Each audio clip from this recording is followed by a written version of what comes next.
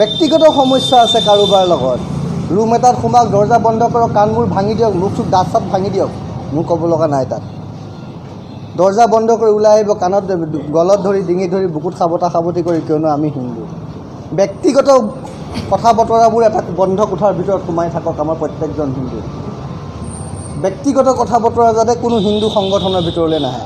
আজি সেইকাৰণে আজি কিমান আছে, বজৰঙো আছে ইয়াত, বিজেপিৰো আছে, যুৱ মৰ্চা আছে, আৰু কেইবাটাও হিন্দু সংগঠন আছে, ভাৰত নিৰ্মাণ আছে, ৰাম সেনা আছে, কিবা কিবি ঢেৰ আছে ন। যি থাকক, মোৰ কাৰণে হিন্দুৰ সুৰক্ষাৰ কাৰণে যোনে যি কৰিব সকলো কৰক, কিন্তু প্ৰত্যেকটোৱে এটাৰ লগত আনটো সমৰ্পিত হৈ থাকক। হিন্দু সুৰক্ষা সেনাই কিবা কৰিছে, তেওঁলোকৰ এটা বিশেষ এজেণ্ডা আছে, আন কোনোবাই কৰিছে বিশেষ এজেণ্ডা আছে, আৰু কোনোবাই কিবা কৰক, ভগাই লওক। কিন্তু যেতিয়াই হিন্দু বুলি ক'ব, এতিয়া আমি এই যে কমফু আছে, তেখেতে কমফু মাষ্টাৰ বুলি কৈছে ন, ইণ্টাৰনেশ্যনেল খেলিছে। দাদা এটা কথা কওকচোন মোক, আপুনি দুটা আঙুলিয়ে পাঞ্চ মাৰিব পাৰিবনে? দুটা আঙুলিয়ে পাঞ্চ গোটেইকেইটা লাগিব, তেতিয়াহে পাঞ্চটো পৰিব, তেতিয়া পাঞ্চটো পাৰফেক্ট হ'ব। তাৰমানে আমি যেতিয়ালৈকে সেই পাঞ্চটো এতিয়া কাক মাৰিম? এতিয়া ইছলামক মাৰিম, মুছলমানক মাৰিম, চিধা কথা। কিয় মাৰিম? নামাৰিলোহেঁতেন। আমি সম্প্ৰীতিত বিশ্বাস কৰোঁ, আমি সমন্বয়ত বিশ্বাস কৰোঁ, কিন্তু তোমালোকে আমাৰ ছোৱালীবোৰ লৈ যাবা, আমাৰ গৰুবোৰ কাটিবা, আমাৰ গৰুবোৰ লৈ যাবা। আৰে অসমীয়া জাতীয় সত্তাত গৰু আটাইতকৈ মূল্যৱান। অসমীয়া জাতি, আমি সদায় কওঁ, আমি গৰুৰ কথা ক'লে কোনোবাই কয় যে আমাৰ কি গৰু নাক পুৰীয়া, এইবোৰ উত্তৰ ভাৰতৰ কথা বকি থাকে। কিন্তু সেই জাতীয়তাবাদীকেইটাই জাতীয়তাবোধৰ মূল্য বুজিয়ে নাপায়। মই বাৰম্বাৰ কৈছোঁ, বিভিন্ন সময়ত কৈছোঁ, কিয় জানে? প্ৰত্যেকজন মানুহে শ্ৰীমন্ত শংকৰদেৱক অপমান কৰিছে, সেইটো মই তেনেকৈ বিশ্বাস কৰোঁ। আৰু শংকৰদেৱ, মহাপুৰুষ শ্ৰীমন্ত শংকৰদেৱ গুৰুজন জন্ম হৈছিল 1449 চনত। তেওঁ নাটক কৰিছিল কেতিয়া? চিহ্ন যাত্ৰা নাটক কৰিছিল কেতিয়া? যেতিয়া শ্বেক্সপিয়াৰৰ জন্মই হোৱা নাছিল। তেওঁ চিত্ৰ বনাইছিল বৃন্দাবনী বস্ত্ৰ কেতিয়া? যেতিয়া কোনো আধুনিক একো নাছিল, কোনো বিজ্ঞান নাছিল, কোনো প্ৰযুক্তি নাছিল, চিহ্ন যাত্ৰা কৰিছিল। কিন্তু আমি সভাত এনেকৈ গামোচা লৈ ডিঙিত ভাষণ দিওঁ কি আধুনিক নাটকৰ জন্মদাতা বোলে শ্বেক্সপিয়াৰ। দাদা, শ্বেক্সপিয়াৰৰ জন্মই হোৱা নাই যেতিয়া মহাপুৰুষ শ্ৰীমন্ত শংকৰদেৱে চিহ্ন যাত্ৰা নাটক কৰিছে। কিন্তু আমাৰ মাজত এজাক অসমীয়াই ক'ব সেইখন পৌৰাণিক নাটক, কিন্তু মডাৰ্ণ নাটক নহয়। আৰে বাবা, পৌৰাণিক নাটক, মডাৰ্ণ নাটক তুমি কিয় ভগাইছা অসমীয়াটো হৈ? তুমি কোৱা নাই সেইখনে আধুনিক নাটক, য'ত কোনো প্ৰযুক্তি নাছিল, একো নাছিল, তেওঁ কৰিছে। আমি শংকৰদেৱক লুকুৱাই থৈ দিলোঁ, আৰু তুলিবলৈ কাক দিলোঁ? ইছমাইল হুছেইন নামৰ কিছুমান বৌদ্ধিক জিহাদীক, ইছমাইল হুছেইনৰ নিচিনা কিছুমান আৰৱ দেশৰ এজেণ্টক, ইছমাইল হুছেইনৰ নিচিনা কিছুমান ইছলামাইজেশ্যনৰ শ্লিপাৰ চেলক আমি হাতত তুলি দিছোঁ শ্ৰীমন্ত শংকৰদেৱৰ বিষয়ে গৱেষণা কৰিবলৈ। তেওঁ যদি ইমানেই গৱেষণা কৰিব পাৰিলেহেঁতেন, তেওঁ যদি ইমানেই শ্ৰীমন্ত শংকৰদেৱ গুৰুজনাক বুজি পালেহেঁতেন, তেতিয়াহ'লে অন্ততঃ শ্ৰীমন্ত শংকৰদেৱক বাওঁপন্থী চিন্তাধাৰাৰ বুলি তেওঁ নক'লেহেঁতেন। কিয়নো বাওঁপন্থী চিন্তাধাৰা আহিছে 18 শতিকাত, আৰু মহাপুৰুষ শ্ৰীমন্ত শংকৰদেৱৰ মৃত্যু হৈছে 15 শতিকাত। গতিকে এই 300 বছৰ পিছত বাওঁপন্থী চিন্তাধাৰা আহিছে, আৰু ইছমাইল হুছেইনৰ নিচিনা এজন বৌদ্ধিক ব্যক্তিয়ে যেতিয়া এই কথাটো ক'ব, সেইটো তেওঁৰ নিজৰ সীমাবদ্ধতা। আৰু অসমৰ ৰাইজে আমি তাক লৈ বাহ দিছোঁ, অসমৰ ৰাইজে তেওঁৰ ওচৰত গৈ পেলাই আমি চেলফি উঠিবলৈ যাওঁ। এই চৰিত্ৰবোৰ আমি জনা বুজাৰ প্ৰয়োজন কিন্তু আছে। বোলে নহয়, মই নোৱাৰোঁ কৰিব। মই ইয়ালৈ আহিছোঁ আপোনালোকক মুছলমানৰ পৰা সুৰক্ষা দিবলৈ নহয়, মই নোৱাৰোঁ কৰিব। মই আপোনালোকৰ মাজলৈ আহিছোঁ হিন্দুক জাগৰণ কৰিবলৈও নহয়, সেইটোও মই নোৱাৰোঁ কৰিব।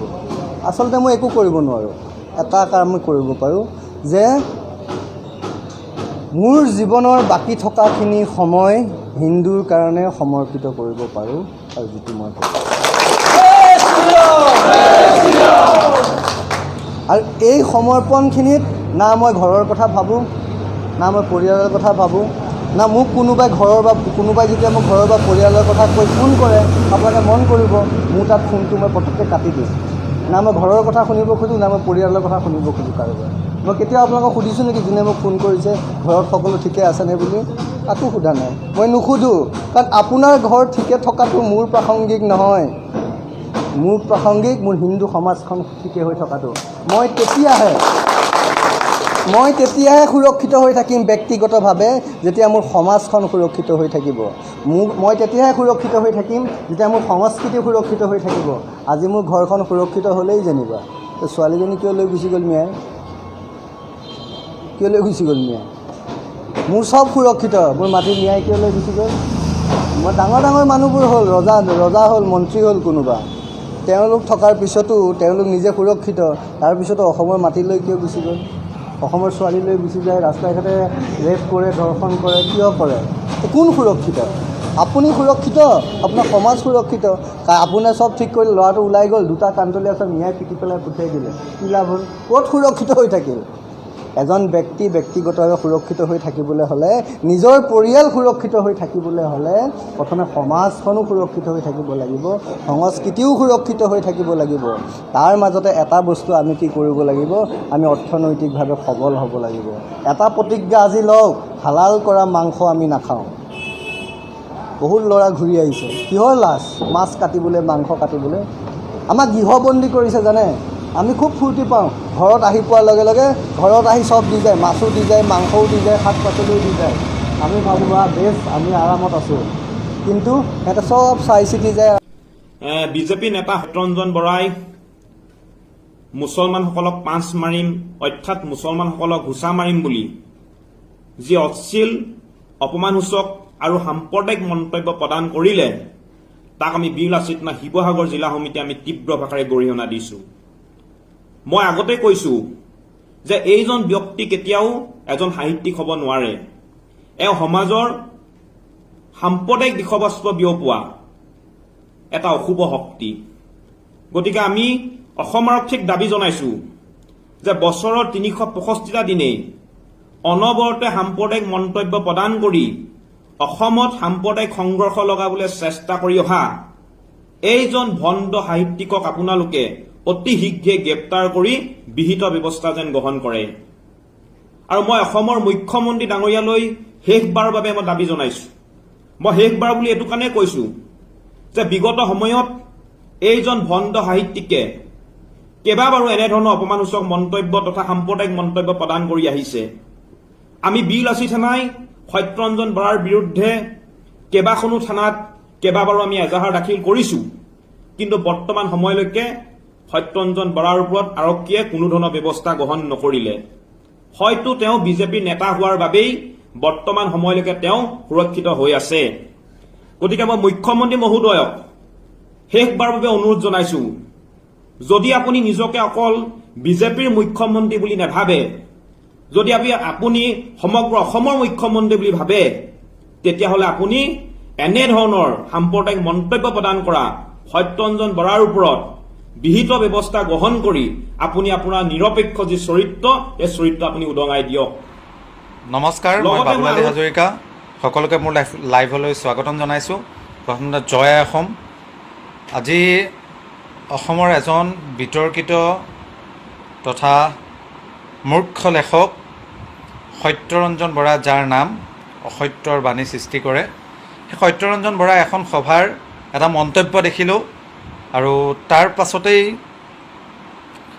দেহৰ তেজৰ প্ৰতিটো অংগতেই পিৰপিৰণি উঠিছে, আৰু তেজৰ শক্তিয়ে কৈছে যে এনেকুৱাখিনি অশুভ শক্তিক প্ৰতিৰোধ কৰিব লাগে যিকোনো মূল্যৰ বিনিময়ত। মোৰ প্ৰথমতে সেই তেখেতৰ মন্তব্যটো শুনাৰ লগে লগে মোৰ মনত এটা ভাৱ আহিছে, ভাদ মাহ নেকি? কাৰণ ভাদ মাহত কুকুৰে বকেই, কিন্তু পাছত গম পালোঁ ভাদ মাহ নহয়। আৰু যিবিলাক বলীয়া কুকুৰ, যিবিলাক পাগল কুকুৰ, সেইবিলাকে কিন্তু পূৰা 12 মাহে ভুকি থাকে। আৰু তেনে এজন কুকুৰখ্যাত মানৱ হৈছে সত্যৰঞ্জন বৰা। তেওঁ আজি এখন সভাত মুকলিমূৰীয়াকৈ মন্তব্য কৰিছে যে মুছলমানক পাঞ্চ মাৰিব শুনিবলৈ। মানে আল্টিমেট তেওঁ বুজাইছে তেওঁলোকে এনেকুৱা শক্তি সৃষ্টি কৰিছে যি শক্তিৰ দ্বাৰা মুছলমানক মানে মাৰি পিটি হত্যা কৰিব। মই সত্যৰঞ্জন বৰাক এটা কথা স্পষ্টকৈ কওঁ, আমি অসমৰ খিলঞ্জীয়া মুছলমানে অসমীয়া জাতিসত্তাক বিশ্বাস কৰোঁ। আমি কেতিয়াও ধৰ্মীয় উন্মাদনাক, ধৰ্মীয় ভেদাভেদক কেতিয়াও কিন্তু আমি প্ৰশ্ৰয় দিয়া নাই, আৰু আমাৰ মনত কেতিয়াও ধৰ্মীয়ভাৱে কেতিয়াও জেহাদ, আমাৰ মনত তেনেকুৱা জেহাদী মনোবৃত্তি তোমাৰ নিচিনা নাই। আৰু তুমি স্পষ্টভাৱে মিটিঙত ক'লা, তুমি যিখিনি কথা ক'লা, তুমি যিখিনি মানুহক যিখিনি শিকালা, তাৰ পৰা এটা কথা স্পষ্ট প্ৰমাণ হৈছে, তোমালোকে মুখত যে কৈ থকা জেহাদী, তুমিও এক প্ৰকাৰৰ জেহাদী, আৰু সেই মানুহখিনিকো তুমি জেহাদী বনাবৰ কাৰণে প্ৰস্তুত কৰিছা। মই আচৰিত হৈছোঁ আজিৰ ডেটত যে এই সত্যৰঞ্জন শিলাদিত্যহঁতে কৰিলে আচলতে লীলা, আৰু আমিবিলাকে কৰিলে ধৰি বান্ধি কিলা।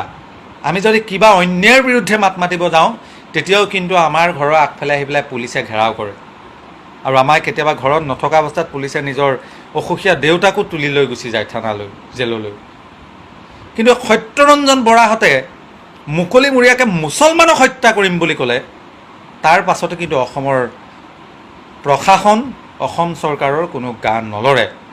আৰু আজিৰ ডেটত এটা কিন্তু মডাৰ্ণ এটা নেচাৰ হৈ গৈছে, মডাৰ্ণ এটা সকলোৰে মনত এটা চিন্তাধাৰা হৈ গৈছে যে যিসকল হিন্দু, যিসকল উগ্ৰ হিন্দুত্ববাদক বিশ্বাস কৰা হিন্দু, সেইসকলৰ মনত এটা কথা স্পষ্ট হৈ গৈছে যে আমি মুছলমানক যদি মুখে জিভাই যদি যধে মধে গালি পাৰোঁ, বেয়াকৈ মুছলমানৰ বিষয়ে কওঁ, তেতিয়াহ'লে আমাৰ এটা দলৰ পৰা টিকেট দিয়া বাটটো প্ৰশস্ত হৈ যায়। আৰু সেই কথাখিনি সকলোৱে আদৰ্শ হিচাপে লৈ পেলাই ফ'ল' কৰিছে, কিছুমানে ফ'ল' কৰিছে, আৰু সেইখিনি কৰিবলৈ গৈ আছে যাতে তেওঁলোকৰ সেই বিশেষ ৰাজনৈতিক দলটোৰ পৰা তেখেতসকলৰ টিকেট পোৱা বাটটো প্ৰশস্ত হৈ যায়। এটা কথা সত্যৰঞ্জন বৰা, তোমাকো স্পষ্টকৈ কৈ দিওঁ, তুমি কাণ থিয় কৰি শুনি লোৱা। আমি অসমীয়া জাতীয়তাবাদক বিশ্বাসী, অসমীয়া জাতিসত্তাক বিশ্বাস কৰোঁ, আৰু সেই আমি শংকৰদেৱ আজান ফকীৰে আমাক যি বাট দেখাই গৈছিল, সেই বাটেৰে আমি চলিব বিচাৰোঁ। আমি এতিয়াও জিকিৰত কওঁ, শংকৰ গুৰু তুমি আজি আকৌ এবাৰ হা, আজান পীৰৰ সতে মিলি এটা জাতি গঢ়া, আৰু সেই জিকিৰে আমি প্ৰতিটো অনুষ্ঠান আৰম্ভ কৰোঁ। আমাৰ আনকি বিয়া হওক, সভা হওক, সকলোতে কিন্তু সেই জিকিৰটোৱে কিন্তু আৰম্ভ কৰোঁ। তোমালোকে যিমানেই চেষ্টা নকৰা কিয়, আজি সত্যৰঞ্জনে ভাবিছে যে মই যেতিয়া এনেকৈ মুছলমানৰ বিষয়ে বেয়াকৈ কৈ দিম, তেওঁ ভাবিছে আৰু তেওঁ বিচাৰিছে যে মুছলমানসকলে আকৌ তেওঁক নহয়, হিন্দু ধৰ্মৰ প্ৰতি বেয়াকৈ কওক। এটা কথা মনত ৰাখিবা, মুছলমানসকল ইমান অজ্ঞানী নহয়, মুছলমানসকল বুলিয়ে নহয়, অসমীয়া জাতিসত্তা ইমান দুৰ্বল নহয়, ইমান অজ্ঞানী নহয়। কোনোবা সত্যৰঞ্জন, কোনোবা শিলাদিত্য, এজন দুজন সাম্প্ৰদায়িক হ'ল বুলিয়ে, কোনোবা আমিনুল সাম্প্ৰদায়িক হ'ল বুলিয়ে সকলো কিন্তু সাম্প্ৰদায়িক নহয়, সেই কথাটো মনত ৰাখিবা। কিন্তু সেইকাৰণে তোমাক কওঁ যে তুমি যিমানেই চেষ্টা নকৰা যে মুছলমানসকলে হিন্দুৰ প্ৰতি বেয়া ভাৱ কওক, বেয়া কথা কওক, কিন্তু এটা কথা মনত ৰাখিবা, আমি সদায় শংকৰ আজানৰ বিশ্বাসী, আৰু শংকৰ আজানৰ আদৰ্শৰে অনুপ্ৰাণিত হৈ আমি সদায় চলি আছোঁ আৰু চলি যাম।